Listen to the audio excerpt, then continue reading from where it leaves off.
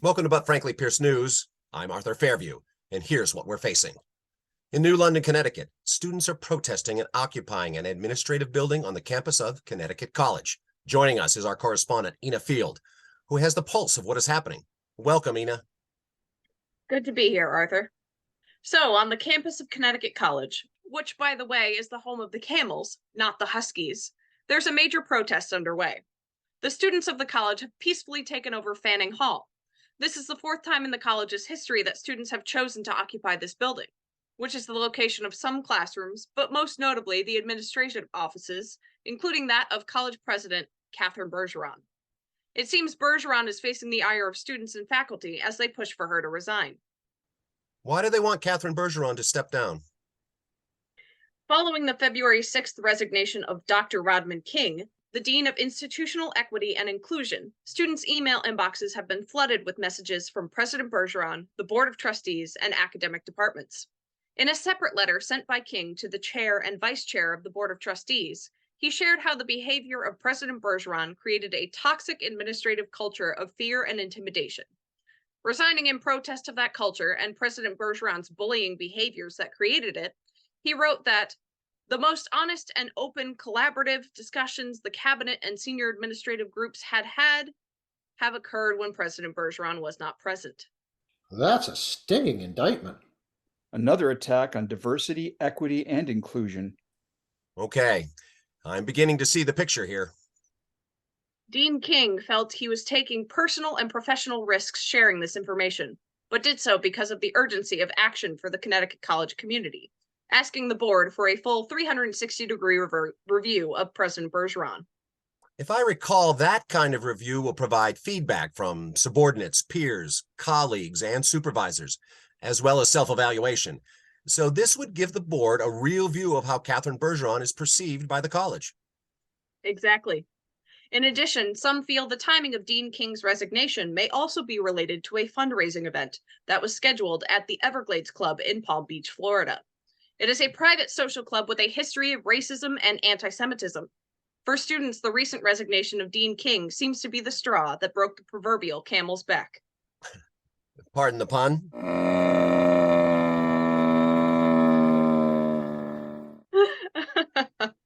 Pun definitely intended.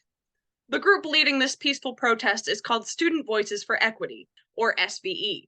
According to sources at the school newspaper, the College Voice, the day after Dean King's resignation, plans to protest were drawn up by multiple students, and about a week later, those students formed the SVE. I spent some time on the campus, and most of the students involved in the SVE were busy occupying Fanning Hall and meeting to plan events and making banners to aid the cause. We reached out to them, but they were unable to comment at this time. However, I had the opportunity to hear from a student as well as a faculty member to get their point of view. I first spoke with Professor Boja to get the faculty perspective. So how exactly did this whole event start? Well, I think I'm not sure how the whole thing started, probably with slavery, but fair enough. But I think the inciting incident really was the resignation of Dean Rodman King, who was our Dean of Institutional Equity and Inclusion. And he sent out, or rather, we received a letter about, I can't even remember exactly where it was. We received a letter that he had stepped down. But before that, the students were already posting around campus. And in fact, they seemed to know a few days before the faculty that this had happened. And had posted some notices about Dean King's resignation. So the students seemed to know a little bit before the faculty, and then we received a letter from the president saying that she had canceled this event. And then a couple days after that, we received a letter from Dean King, who had already stepped down, which included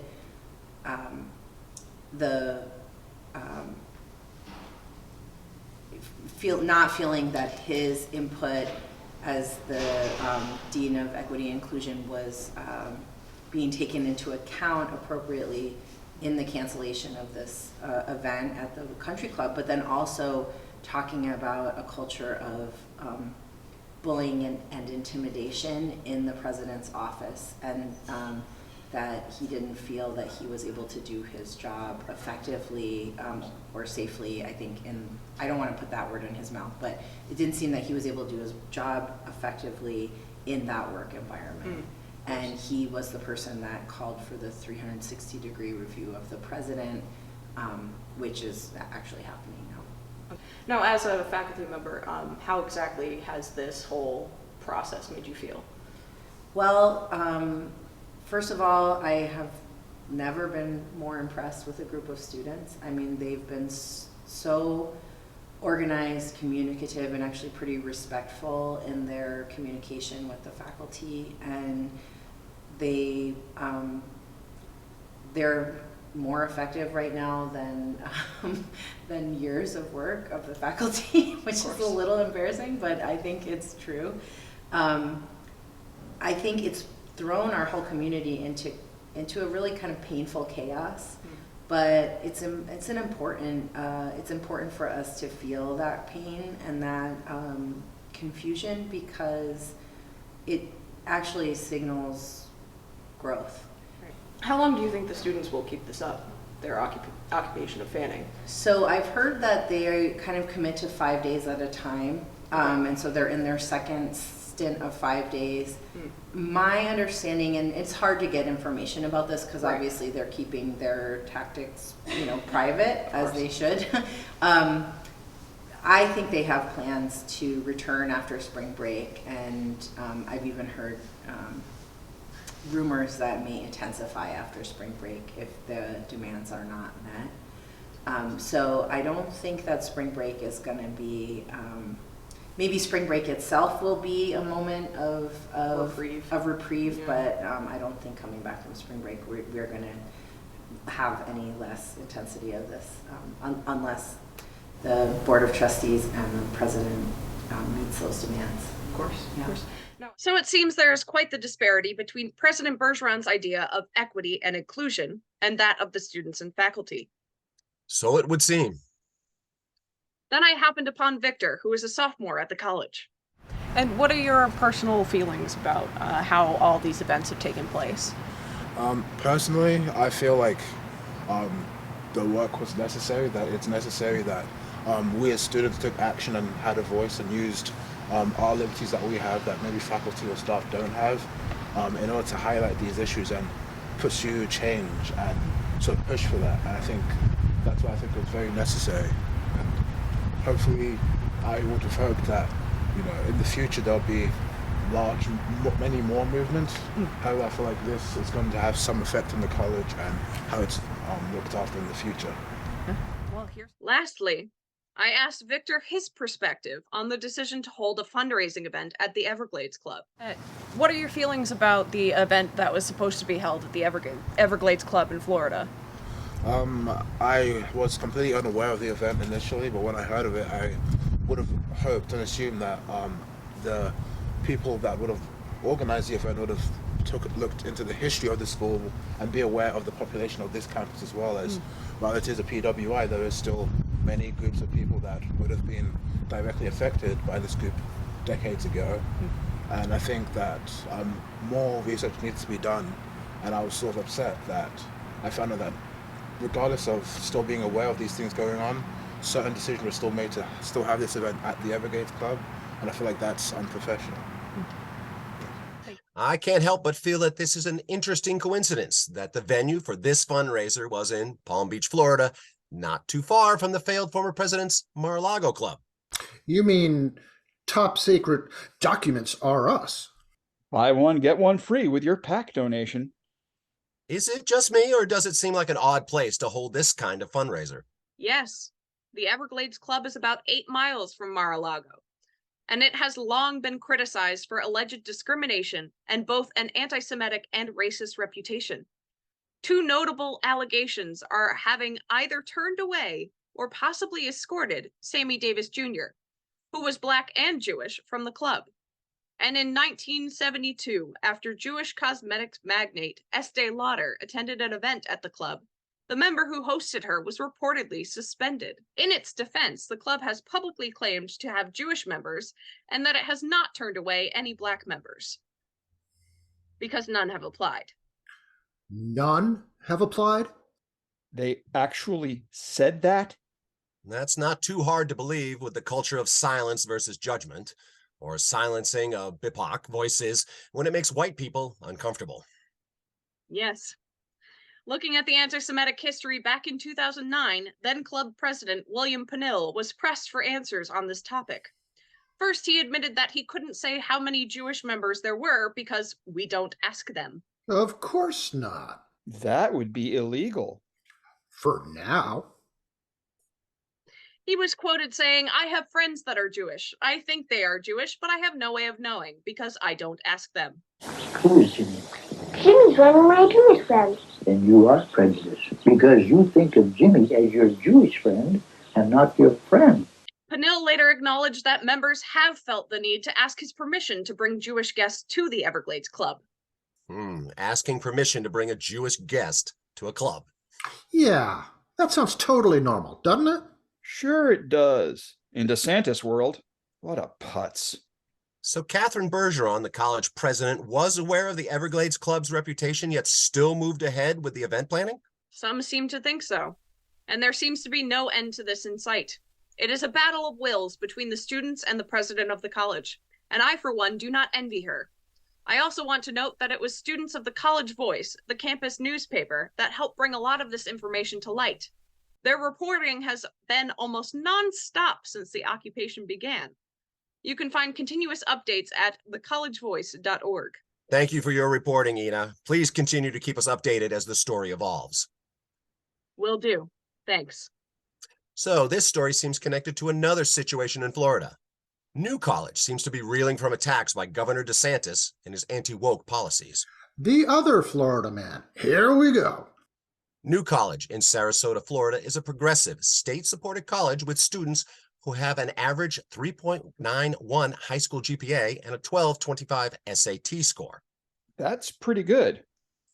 New College has a 7-to-1 student-faculty ratio, and it has been ranked number 5 in the nation among public liberal arts colleges by U.S. News and World Report. Outstanding. With its classical liberal arts education, it has produced 87 Fulbright Award winners since 1968, placing it on par with Stanford and Yale. That has the earmarks of a quality learning institution. Collectively, Florida's 28 state-supported colleges have 650,000 students. New College represents 0.001% of that enrollment figure, and arguably, the college has the best ratings of any Florida school. So what's the catch? New College is in the crosshairs of Governor Ron DeSantis' war on woke. Founded in 1964 to create a hands-on learning experience that was not limited by bureaucratic curriculum, it was launched as an institution to be inclusive of students, regardless of their race, religion, or cultural status. Now students and faculty are calling it a hostile takeover. Well, they kind of have a point. DeSantis began by installing his loyalists on the board of trustees, explaining the school badly needed an overhaul. We are also going to eliminate all DEI and CRT bureaucracies in the state of Florida. No funding, and that will wither on the vine. And I think that that's very important because it really serves as an ideological filter, a political filter. You've seen different things. I mean, New College has really embraced that, and that's part of the reason I think it hasn't been successful and the enrollment's down so much, because I think people want to see true academics, and they want to get rid of some of the political window dressing that seems to accompany all this. Some students feel that this is just the start of something larger and more ominous. MSNBC's Alex Wagner spoke to some students at New College, and this is what they had to say. Any person who studies history knows that's how it begins. It begins with very easy, feasible targets, and then it spirals up from there. And it's even happening right now where they pick New College, the easy, feasible target, and then it will spiral up from here to a grander statewide and national endeavor. Been a lot of talk about him running for president. There's a reason why he's picking on New College. There's a reason why he's fighting this war on woke. This is who he's made. This is his brand. This is what he does. This seems like cancel culture in reverse. Bottom line, it's unfair to the students. They don't need their education hijacked by an ambitious politician. Under the guise of attacking ideological conformity, Governor Ron DeSantis is remaking public education at all levels in Florida.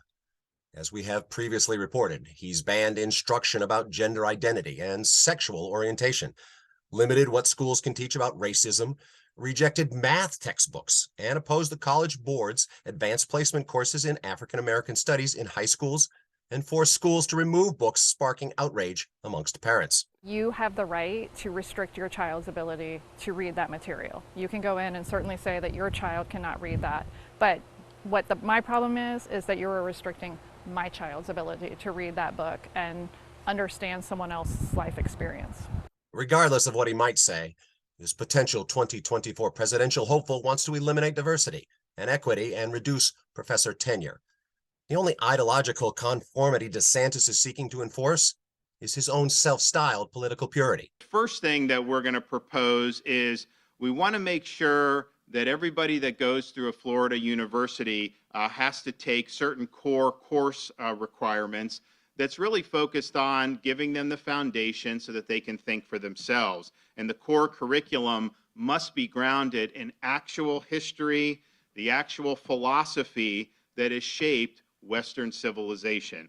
Our institutions will be graduating students, I think, with degrees that are going to be meaningful. We don't want students to go through at taxpayer expense and graduate with a degree in zombie studies. Zombie studies? How can you tell someone graduated with that degree? Oh, I know this. They have pale faces, bushy eyebrows. They wear turtlenecks, and they say, What difference does it make? Right. Oh, and if these recent acts by the governor are aimed at helping secure the GOP presidential nod in 2024 versus former failed President Trump, he may want to rethink this strategy. Trump leads DeSantis by 15 points among GOP primary voters in a hypothetical 2024 matchup, new polling from Fox News shows. Did you say Fox News? Yep. Not going to say a word. We reached out to Fox News for comment. The survey released on Sunday found Trump, who launched his re-election campaign back in November, in the lead among the potential Republican primary challengers with 43%. DeSantis, who hasn't formally announced he'll run, followed with 28%. Maybe it's time to start calling DeSantis the current failing governor of Florida. Hey, what difference does it make? And speaking of desensitize, I mean DeSantis, the Florida governor completed his punishment of the Walt Disney Corporation by stripping away control of the Reedy Creek Improvement District, which was set up 55 years ago to oversee land use, infrastructure, and fire services on the theme park property. Ah, because Disney opposed the Don't Say Gay bill. This is the punishment. Let's hope there are no emergencies in the near future. It could literally be DeSantis's way of burning them. But if that wasn't crazy enough, one of the appointees to the special district that will oversee the tax district for Walt Disney World is Ron Perry, a former Orlando pastor and the CEO of The Gathering, a Christian ministry. Okay. And Perry once amplified a conspiracy theory that tap water could be turning people gay. This clip, courtesy of CNN, is from 2022 Zoom call with members of his ministry group, The Gathering. Why are there homosexuals today? There are any number of reasons, that are given. Some would say the increase in estrogen in our societies. There's estrogen in the water from from birth control pills. They can't get it out. But The big part I would suggest to you, based upon what it's saying here, is the removal of constraint. Well, you remove the constraints and then evil occurs. There is, in fact, no evidence to support Mr. Perry's statements, and there has been no comment from either Mr. Perry or from the DeSantis administration. Hold it. This is all too much. Do you have any news not related to the other Florida man? Please. Actually, I do. On February 28th, the Criminal Justice Committee in Tennessee's House of Representatives opened debate on a bill authorizing the use of firing squads as a means of execution for death row inmates. Yeah, like that's any better.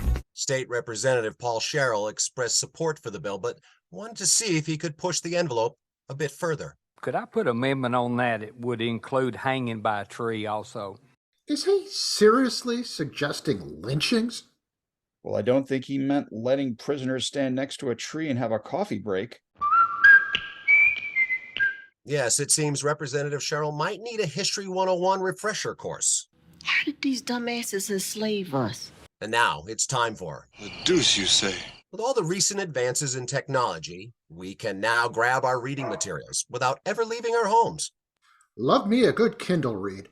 Or Nook, Audible, Apple Books. All of the above and more. But once upon a time, we went to the library for our reading materials. Huh, I had almost forgotten that library smell. Listen.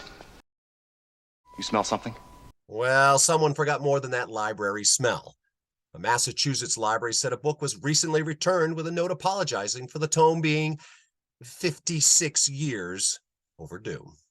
56 years? Yes. Montague Public Library said in a Facebook post that the book, The Mystery of the Green Ghost, the fourth entry in the Alfred Hitchcock Mysteries series. Hey, I read that. It was good. Not as good as The Mystery of the Whispering Mummy. True, but much better than The Secret of Skeleton Island. Oh, agreed. If I may interrupt this literary roundtable and continue. The book was returned to the library with a note explaining the book had been due back in 1967. The note said the former patron felt bad all these years and hopes the librarians will accept this book with deepest apologies. Do I even want to guess at the fine that was due? Well, the library system abolished late fees last year and will not be charging the patron 56 years worth of fines. Classy. A library representative stated the book was not in condition to be circulated, but would be kept by librarians along with the apology letter. You took this book out in 1971. Yes, and I returned it in 1971. Yeah, 71. That was my first year on the job. Bad year for libraries. It has been 791 days since the January 6th attack on the Capitol and our democracy, and failed former President Trump has still not been indicted or charged with anything. This has been my Frankly Pierce News. Thanks for watching.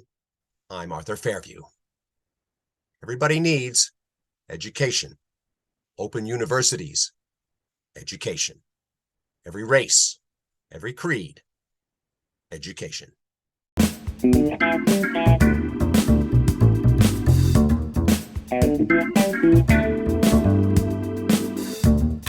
Yeah.